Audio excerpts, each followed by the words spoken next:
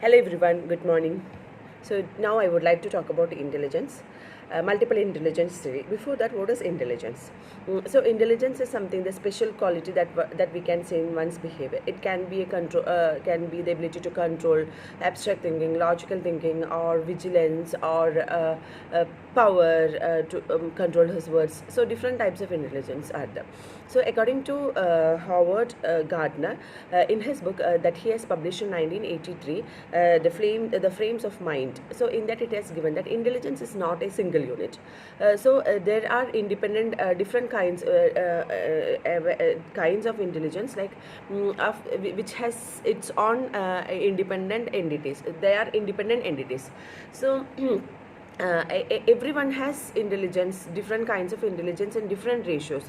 Everyone has that one, but it is in a different ratio. So that ratio, for some people, some intelligence part will be high and some it will be low. Like that, the combination of all the intelligence helps to solve a problem. So now I would like to talk more about what are the different intelligence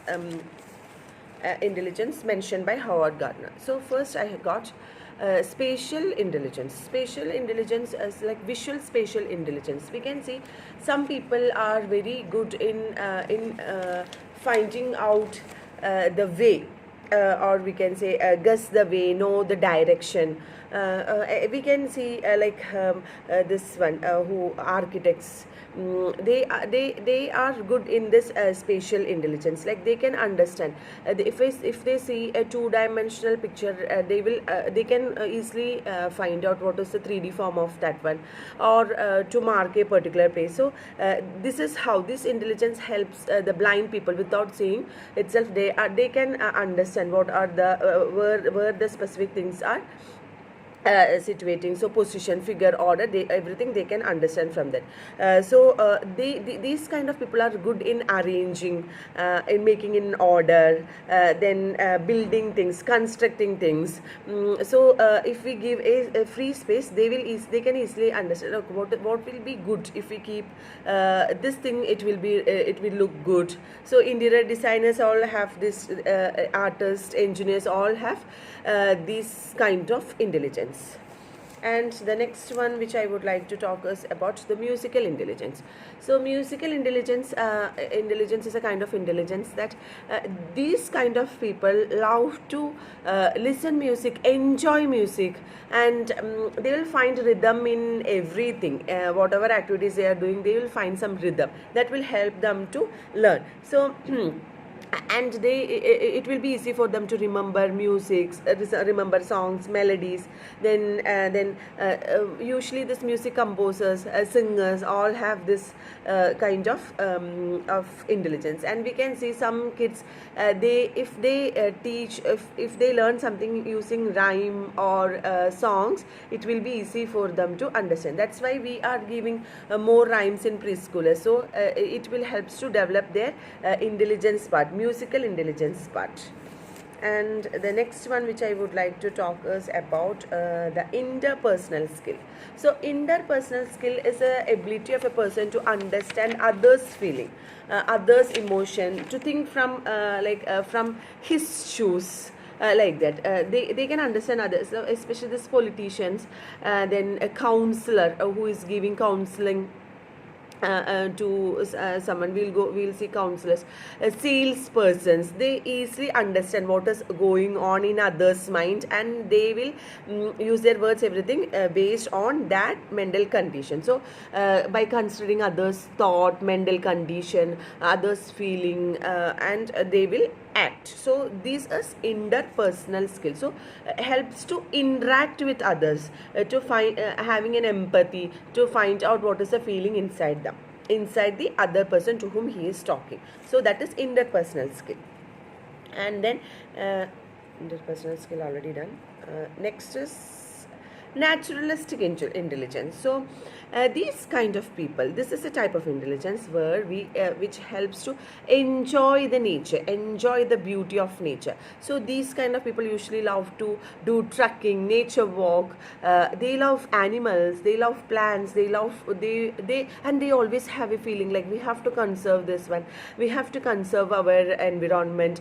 So environmentalist like that, so they have more on to the nature, how to conserve nature, how to preserve and they love to learn more biology, botany, zoology, that kind of things they love to learn. So they always try to find out the relationship between what is our life between the nature and the life. So that is all about the naturalistic intelligence. So I said from his frames of mind, he has given first 7 intelligence, later intelligence reframed, his second book. In that book he has added these 2 points, this naturalistic intelligence and existential intelligence. So next I would like to talk about bodily kinesthetic intelligence. So bodily kinesthetic intelligence is a kind of intelligence which helps to control the body movements. So for example, we can see actors, dancers, and sports persons, they have an ability to control their body movements, flexibility, then how to control their facial expressions. Sportsmen use their big muscles and small muscles.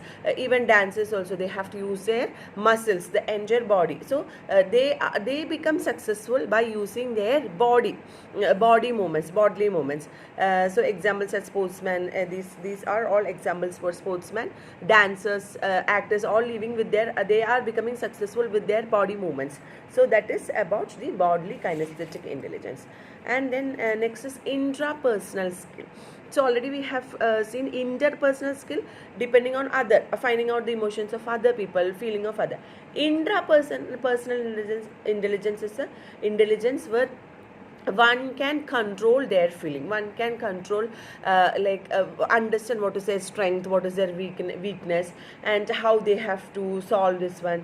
They can control their emotions, they can control. So mental tensions, conflicts, everything they can control. So automatically they will be having more confidence. We can see public speakers, philosophers, writers, all they comes under this interpersonal category, intelligence category. So they can self-evaluate about them, like evaluation they can do about themselves, like where I have to grow, what is my thing, which part I'm doing wrong. So they can understand and analyze all those things, and they can improve themselves. So we have seen, and one more thing is that they always take the criticisms in a positive way, in creatively, where they can change. So they will take in that way. They always have a positive approach towards the life. And next is logic and mathematical intelligence. This one we can see in computer programmers, scientists, and chess players and all, mathematics and all. They always have a capacity to think abstractly. Logical thinking, like they always think what is the relationship between two ideas. They love to solve problems, not only maths problems. I'm not saying about maths problems. So they will think logically, and they will find out it will be easy for them to find out the conclusions, and guessing, finding questions, answers. So their brain will think in that way, in finding out the solutions and keeping order. So they will be having more the skill of problem solving. They will be having. So they will be good in doing mathematical problems. Then always whatever thing they are doing, they will be trying to do that one in a logical way. That's how the computer programmers, they are using their logical thinking, and they are creating the codes. Like buttons. If we know, when we are clicking a button, it is it's going to the next page. How is it happening? There will be a big code behind that. So that coding, how it work, how if we click on this one, how it should go to the next level. So they will be thinking in that way. That is all about logic. So this is the logical math and mathematical intelligence about it. And the next one is linguistic intelligence. Linguistic intelligence, all people are born with a language device. According to Chomsky, we all have LED. It means language acquisition device, LED, language acquisition device. So that Chomsky is a philosopher. According to him, we all born with a with that capacity, language acquisition capacity. So we have the capacity to. Everyone has the capacity to use that one. But in some people, we can say we can see that part will be really high. So they can understand. They can use the words timely. Timely usage of words is really important. So they can speak. And if then they can have the humor in the correct place, correct sense. Then creativity, everything we can see in these kind of people. So this is how the deaf people will without hearing, but they are using their language. So already devices there in our brain, so that will help. Deaf people have we will have this one more, and the combination of sounds, rhythm, capacity, everything they will combine, and they will these kind of intelligence people will combine all these things like words, rhythm, capacity, everything they will come and they will form the sentence. So they will it will be easy for them to learn languages really in a quick way. And the last one, I think all I have covered. Yeah, last one is existential intelligence. It's like finding the meaning of their life. What is the purpose of life? Who am I? Why I'm here? Like that, they will be having different kinds of questions. And mostly we can see in philosophers or nuns, yogis, that kind of people. So their things will be different.